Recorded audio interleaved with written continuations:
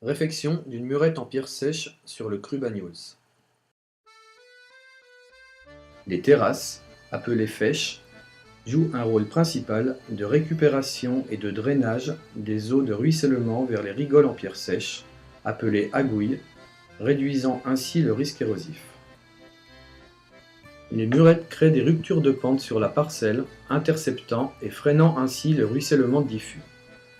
Les murettes permettent également de réduire la pente de la fèche et d'augmenter la profondeur du sol, facteur important pour la mise en culture. Les terrasses sont implantées de manière à ce que déblais et remblais s'équilibrent. La hauteur des murettes n'excède généralement pas 1 mètre, ainsi l'espace entre chaque murette dépend de la pente de la parcelle. La réfection de ces ouvrages en pierre de schiste, indispensable à la pérennité du vignoble local, est un travail passionnant mais coûteux en main-d'œuvre.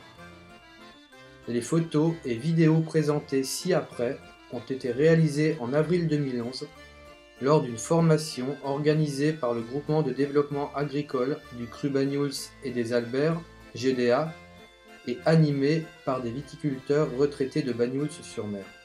L'objectif était d'intégrer les bases et les différentes étapes de construction en rénovant une murette de faible hauteur.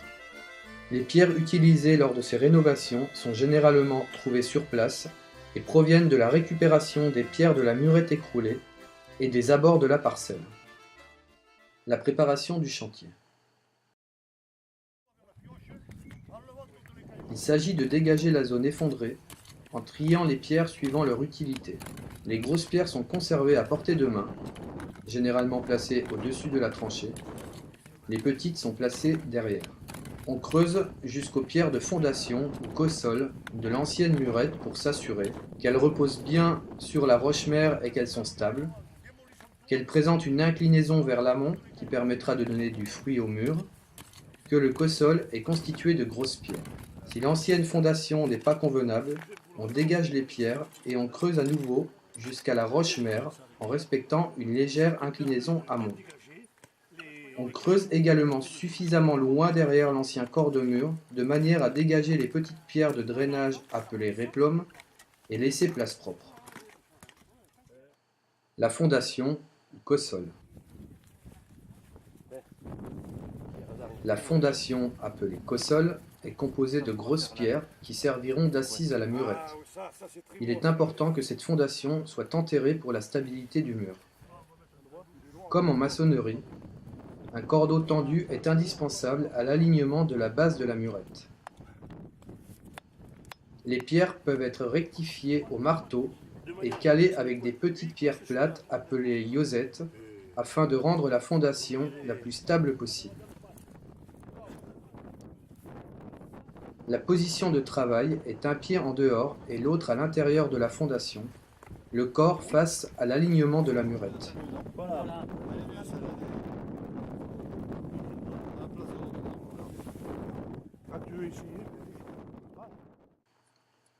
Le corps de mur.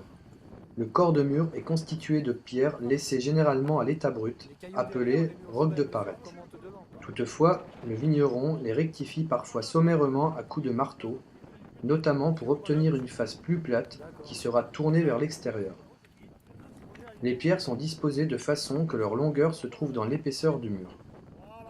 Les lits de pose sont généralement inclinés de sorte que le corps de mur conserve le fruit. Le vigneron veille à ce que les joints soient croisés. Chaque pierre d'une assise supérieure est à cheval sur celle de l'assise inférieure. Les pierres sont calées à l'aide de yosettes. Le drainage ou réplôme.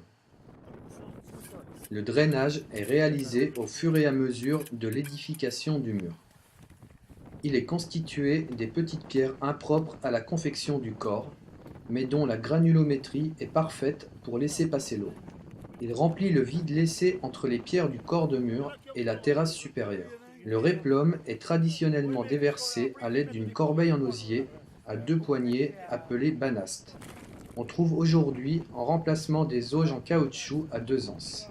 Lors d'un travail en équipe, le manœuvre est chargé d'approvisionner régulièrement l'ouvrage en réplôme qu'il ramasse dans la parcelle.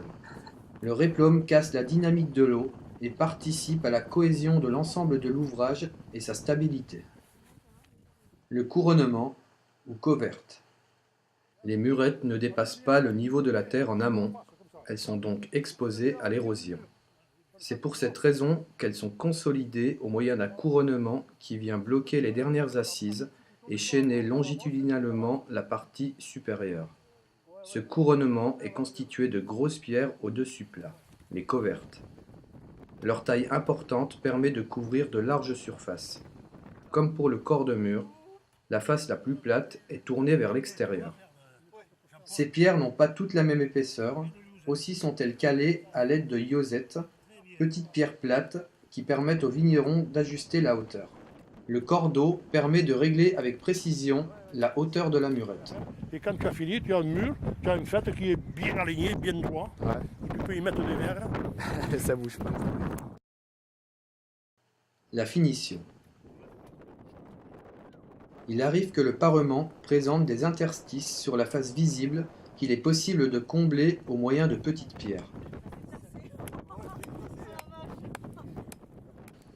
Lorsque la murette est terminée, le vigneron recouvre de terre la partie du réplum non couverte par les covertes.